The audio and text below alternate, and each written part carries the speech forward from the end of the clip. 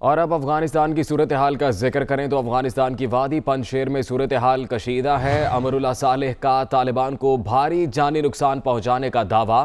तालिबान से लड़ने के लिए पूरा जोर लगा देंगे। अहमद मसूद की जानिब से यह बयान सामने आया। उन्होंने कहा किसी मुतलकुल अनान हुकूमत को तस्लीम नहीं करेंगे।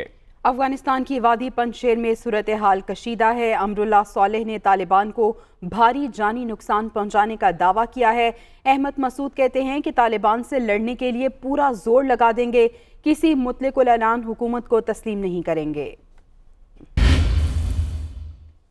इस्लामी अमारत पंजशेर मसले को पुरअमन तरीके से हल करेगी। तर्जुमान की जानिब से कहा जा रहा है दुश्मन पंजशेर वादी में महसूर रहे। तालिबान तर्जुमान ज़बीउल्लाह मुजाहिद की जानिब से ये ट्वीट किया गया है। मुजाहिदीन पंजशेर के करीब मौजूद हैं। सूबा बगलान के ज़िला पुल हसार और बनू से दुश्मनों का सफाया कर दिया।